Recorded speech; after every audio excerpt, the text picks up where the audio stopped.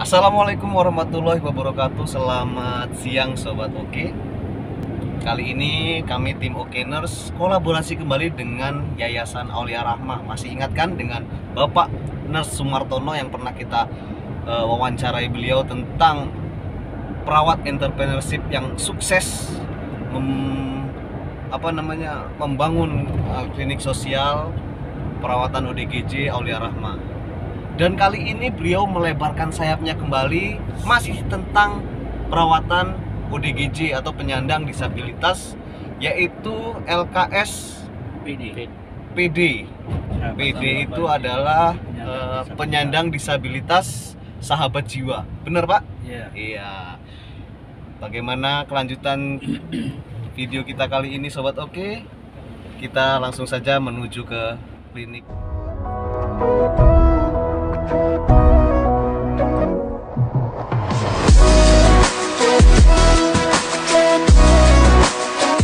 Sobat Okeners dimanapun kalian berada, alhamdulillah kita sudah sampai di Yayasan Sahabat Jiwa milik Bapak Ners Sumartono, dan beliau kali ini sudah berada di samping kita. Bagaimana Pak Sumartono kabarnya? Alhamdulillah sehat. Assalamualaikum warahmatullahi wabarakatuh. Selamat datang buat teman-teman dari Okeners. Mudah-mudahan Okeners semakin jaya, semakin baik menyampaikan berita-berita edukasi yang menarik untuk kita semua. Ya, kali ini kita masih dalam suasana prokes ya Pak ya. Kita tidak lupa sebelum masuk tadi kita mencuci tangan, kita ingatkan kembali memakai masker, dan ngobrol pun kita menjaga jarak. Tapi dengan jaga jarak ini kita tidak akan mengurangi silaturahmi kita dan kehangatan kita untuk mengobrol, mengulas kembali tentang kesuksesan Bapak Sumartono yang beberapa minggu lalu kita sempat mengulas tentang yayasan beliau yang ada di Bandar Lampung, yaitu Aulia Rahmah ya Pak.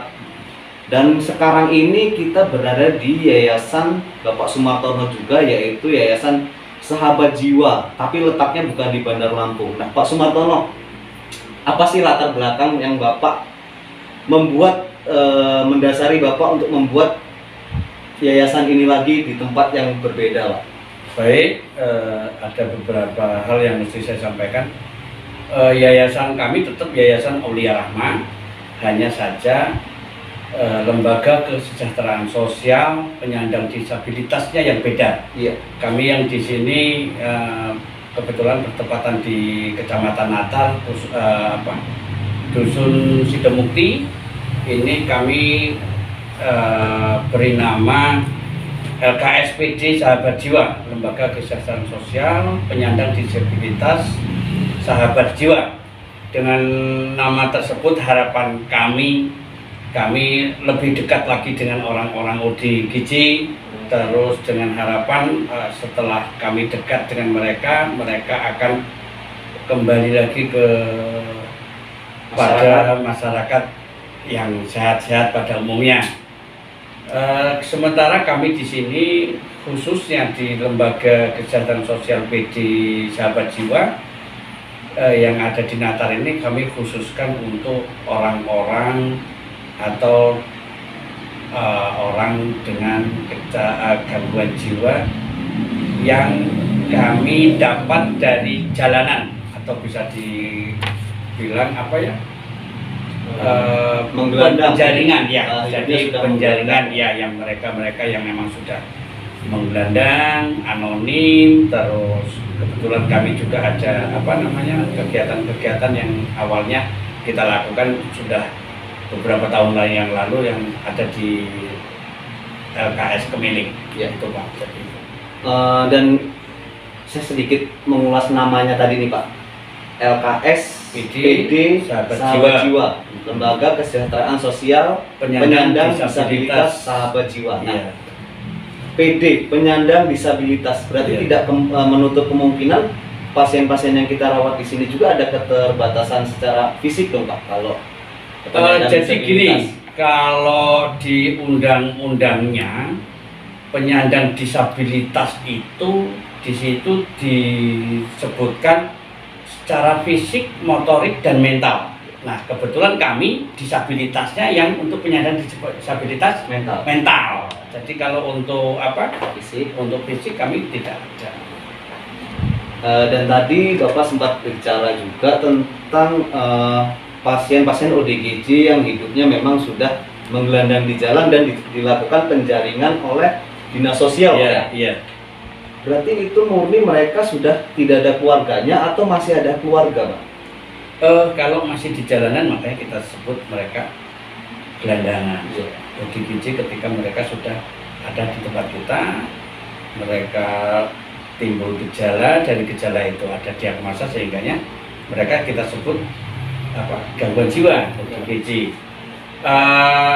Mereka di sana ya dengan apa, kepatuhan obat nanti setelah kita diagnosa atau kita terapi dengan dokter spesialis kita yang ada di sini, kita obatin yang tadinya gelandangan atau katakanlah anonim dengan obat itu.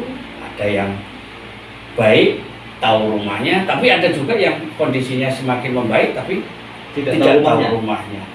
Nah, yang tidak tahu rumahnya ini, Pak, tetap kita biarkan dirawat di sini ya, atau kita mohon maaf nih, Pak, ya, kita lepaskan kembali ke jalan gitu. Jadi gini, sampai hari ini di LKS kami ada sekitar 20 orang yang anonim, terus mereka tidak tahu rumahnya tapi kondisi jiwanya sehat dan tidak kami buang, maksudnya kita tidak kami lepaskan terus tanpa tujuan, tetap kami rawat di sini, kami lakukan rehabilitasi dan mereka alhamdulillah mereka yang baik-baik bisa bantu kami di sini seperti kegiatan perkaryakan. Iya, jadi kita perkaryakan. Mereka ada kegiatan banyak di sini kayak bantu masak, kebersihan lingkungan di sini, terus kebetulan kami ada kegiatan berkebun dan di situ kan jadi mereka aktif juga. Kalau dari pihak dinas sosial mereka ada yang hanya mampu memberi biaya rehabilitasi selama 3 bulan ada, tapi ada juga yang sampai 6 bulan, ada yang sampai 9 bulan, ada beberapa dinas sosial yang bisa bayar sampai sedemikian jauh waktunya. Jadi total keseluruhan memang biaya tentang perawatan pasien-pasien di sini semua sudah kerjasama dengan dinas sosial. Iya, iya. Kami ada kerjasama dengan 7 kabupaten kota. Nah, di situ kegiatannya ya rehabilitasi, program penjaringan. Kayak hari ini ada kegiatan kami di Kabupaten Lampung Timur untuk penjaringan. Jadi ada penjaringan kurang lebih 5 orang mungkin kita di sana. Jadi dari Lampung Timur setelah kita dapat melalui penjaringan langsung dibawa ke sini. Jadi kami LKSPD yang sahabat jiwa ini memang kami khususkan untuk mereka-mereka yang program penjaringan dari dinas sosial. Terus yang di Kemiling itu kita buat untuk umum, terus kelas di situ nanti kita akan buat di situ. Ya, Sobat Okeners, mungkin Sobat Oke di luar sana banyak yang bertanya-tanya, kenapa sih masih banyak ODGJ di pinggir jalan yang mungkin tidak terawat dan tidak terurus oleh keluarganya gitu kan? Bukan berarti peran pemerintah itu tidak ada, Pak, ya? Oh iya. Justru peran pemerintah dengan mendukung yayasan seperti ini itu sudah bagus sekali. Program-program penjaringan dari dinas sosial, terus bekerja sama dengan yayasan seperti yang dimiliki Pak Sumartono ini untuk menjaring-jaring ODGJ yang sudah menggelandang di jalan. Iya. Nah, begini Pak Sumartono, saya itu tadi sempat kesini dengan teman-teman tuh banyak tuh melihat orang-orang yang sudah di pinggir jalan, ODGJ di pinggir jalan. Itu ada rasa keinginan buat kami apa kita bawa sekalian itu ke sini gitu kan. Cuma kan kita tidak tahu prosedurnya. Untuk prosedurnya seperti itu mungkin banyak juga Sobat Okeners di luar sana yang bertanya-tanya gimana sih prosedur supaya membawa ODGJ yang di jalan itu, mungkin mereka merasa kasihan juga kan dan perlu membawa untuk dirawat, itu apa prosedurnya Pak? Ya, jadi gini, kami dari sahabat jiwa ini kan MOU atau bekerja sama dengan dinas sosial itu bener Lampung, Lampung Selatan, Lampung Utara, Lampung Barat, Lampung Timur, terus sama Tanggamus. Prosedurnya hampir sama dengan dari semua kabupaten itu. Ketika kita ada orang-orang di jalan katakanlah itu gelandangan, tinggal di daerah mana dia kita dapat umpamanya nih Tanggamus, berarti kita ada hubungannya dengan Tanggamus. boleh melalui aparat desa di sekitar dia berada di situ, orang ODGJ-nya, atau mau langsung dengan dinas sosialnya. Nanti kita ke sana ke dinas sosial, nanti orang sosial yang telepon kami nanti, terus untuk evakuasinya nggak usah bapak atau ibu-ibu yang bawa ke sini dari jalanan, tapi kami nanti yang melakukan evakuasi untuk membawa ke sini. Itu hampir semua daerah kabupaten kota sama prosedurnya seperti itu. Satu, yang kedua, sekarang ini karena terbentur dengan biaya apa untuk rehabilitasi itu, sehingganya mereka membatasi dari semua kabupaten itu mereka gelandangan yang emang betul-betul meresahkan saja. Meresahkan dalam artian mereka mengganggu lingkungan sekitar, telanjang mungkin, ngamuk, mukul orang, mecah kaca mobil. Nah, yang seperti itu yang kami terima. Tapi kalau masih diam-diam, sekalipun dia gelar-gelar modal mandi tapi pakaiannya lengkap umpamanya, belum kita adakan untuk penjaringan, karena itu tadi apa, terbentur dengan biaya. Jadi seperti itu ya teman-teman sobat oke semua, prosedur itu kita tidak bisa langsung membawa ke yayasan sahabat jiwa gitu.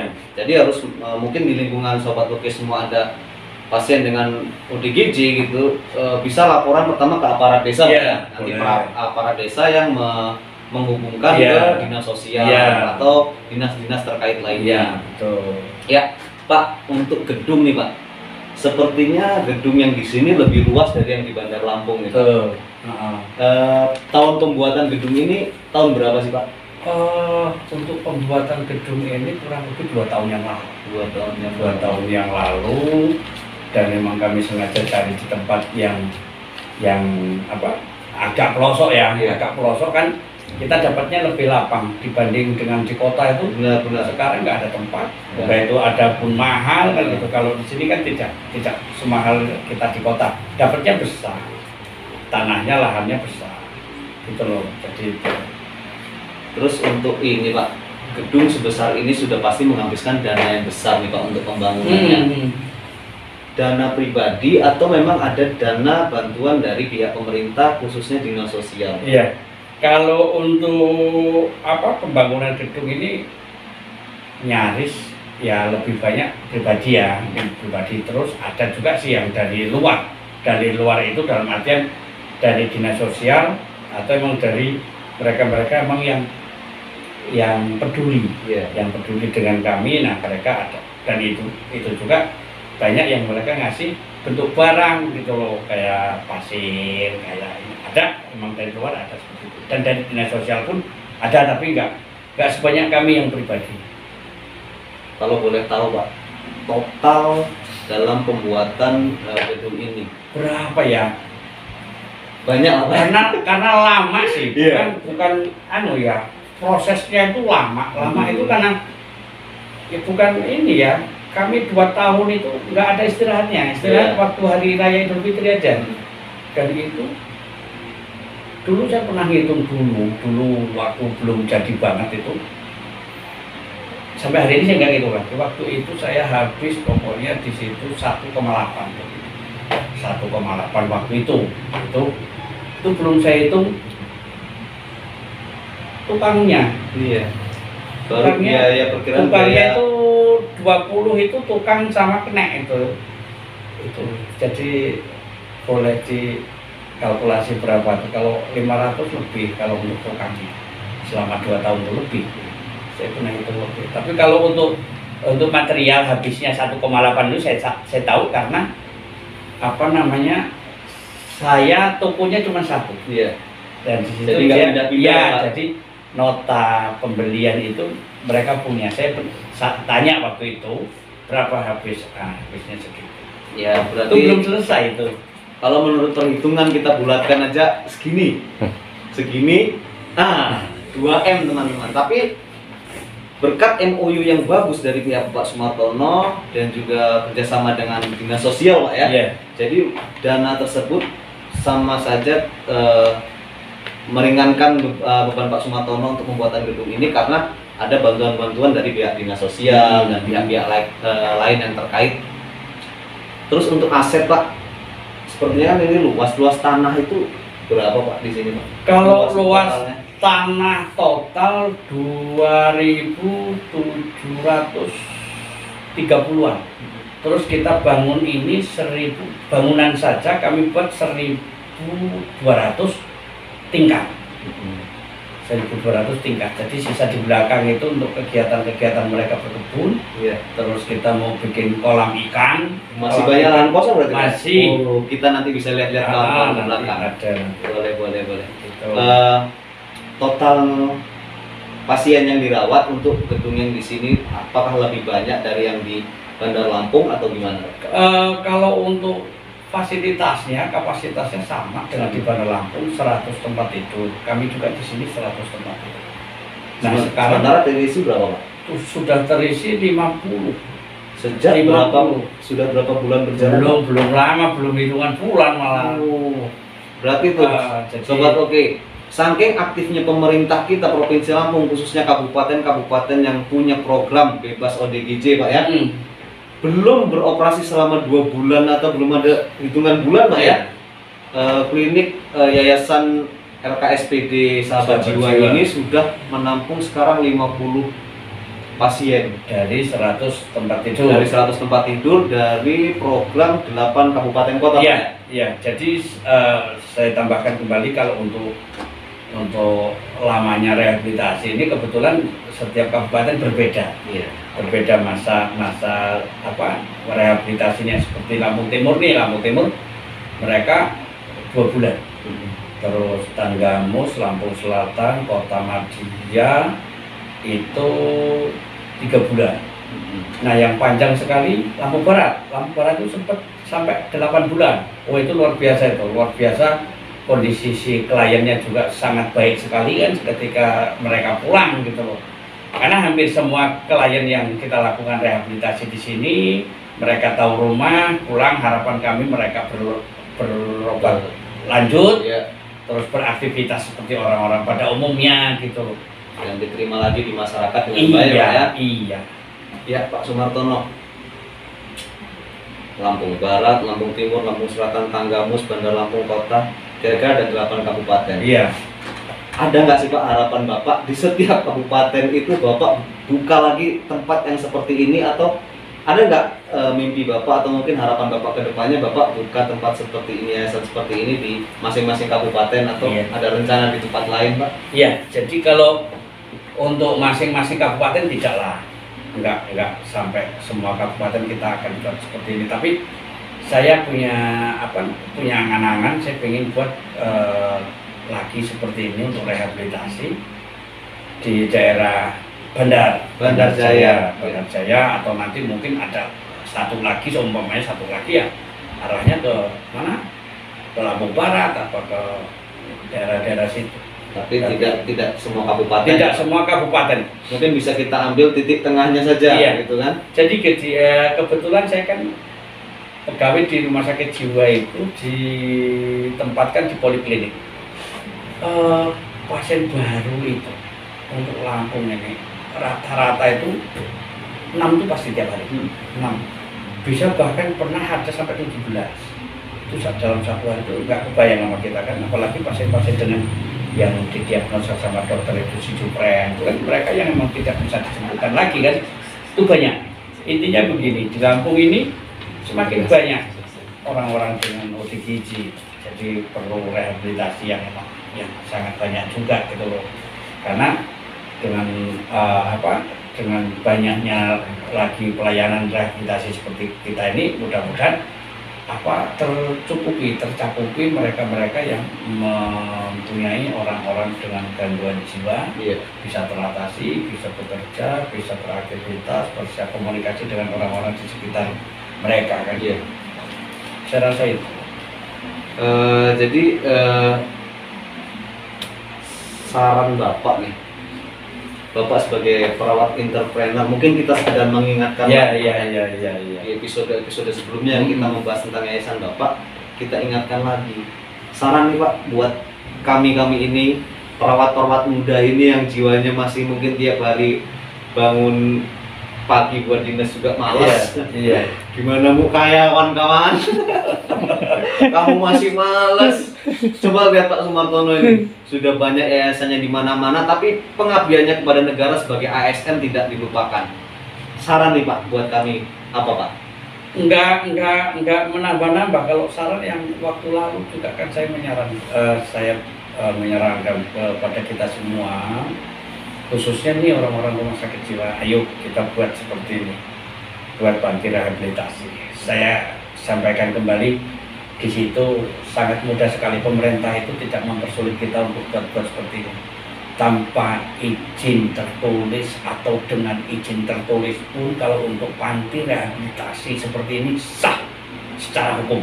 Yang penting kita punya izin di lingkungan kita, orang-orang di sekitar kita membolehkan adanya rehabilitasi tempat kita. Yeah. Saya ayo, kalau perlu untuk yang di bandara itu, ayo sih kita buat rame-rame, kawan-kawan rumah sakit jiwa ini, ayo kita buat. Bisa iuran apa nih umpamanya nih, satu orang bisa apa, makanya kita cari orang-orang di sana nih, kayak Mas Andi Susanto kan rumahnya di sana, dia punya lahan rumahnya, ayo lahan kita nilai berapa, kita buat bangunannya. Kalau ada lahan modal 5 juta aja kita berani bangun, yang penting ada lahan dulu, dengan 5 juta kita berani, nanti uang itu akan datang lagi, setiap habis semen nanti akan datang lagi. Saya yakin itu, karena ini yang saya sampaikan tadi, habisnya sekian uang saya yang sekian tadi itu pun, jujur saya nggak punya tabungan waktu itu, tapi saya modalnya apa ya, modal berani, modalnya tapi saya yakin aja saya akan dibantu sama yang kuasa, sehingganya setiap kali saya butuh, hari Sabtu saya ada mesti bayar uang tukang gaji, ya ada aja uang itu, padahal hari Jumatnya nggak ada uang, tapi alhamdulillah. Jadi itu teman-teman, yakin saja kita bisa.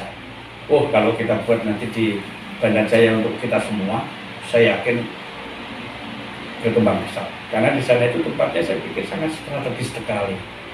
Di sana itu daerah dari mana-mana, dari semua kabupaten, dari ke situ dekat. Lampung Tengah, Lampung Barat, Kota Bumi, apalagi Kota Bumi. Iya. Banyak sekali orang-orang gangguan jiwa yang ada di Lampung ini. Makanya saya perkirakan satu hari itu ada 6, minimal 6, maksimal pernah saya satu kali waktu saya dinas sampai 18. Itu nggak kebayang banyaknya orang-orang dengan gangguan jiwa.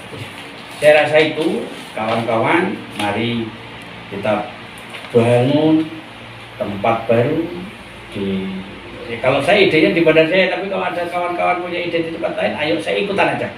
Saya ikutan, nimbrung saya di situ, kumpulin dana, nggak usah banyak-banyak lah, serius. Punya dana sedikit aja. Syukur-syukur ada kawan yang rumahnya nggak kepakai di bandar, umpamanya, ayo kita buat. Yang kita gotong royong sama ya, yang penting kita safety-nya yang bagus. Kita semua orang-orang rumah sakit, alangkah mudahnya kita cari pasien-pasien yang nggak seperti saya lah, maksudnya yang nggak dari penjaringan, pasien umum pun banyak. Ya. Demikian tadi teman-teman Sobat Ukinas, sudah kita dengarkan penjelasan dari Pak Sumartono. Kuncinya itu yakin. Apa ilmumu, kembangkan dan jalankan. Kamu perawat di rumah sakit umum, ilmumu tentang medical bedah, kembangkan praktek mandiri tentang medical bedah. Kamu perawat di rumah sakit jiwa, menguasai ilmu tentang perawatan kejiwaan, kembangkan bikin yayasan atau perawatan pasien dengan ODGJ. Bukan begitu Pak? Yes. Dengan keyakinan yang kita pupuk bersama-sama, doa kepada Allah Subhanahu wa Ta'ala, maka jalan akan terbuka. Baik Pak Sumartono, demikian perbincangan kita. Tapi sebelum kita akhiri, saya mohon izin, nanti kita boleh keliling muter Pak ya. Ayo kita lihat Pak ya. Iya. Baik Sobat Oke, demikian tadi perbincangan dengan Bapak Sumartono. Semoga Sobat Oke di luar sana dapat terinspirasi dengan perbincangan kita kali ini. Saya akhiri. Wassalamualaikum warahmatullahi wabarakatuh. Tetap ikuti perjalanan kita di Oke Nas.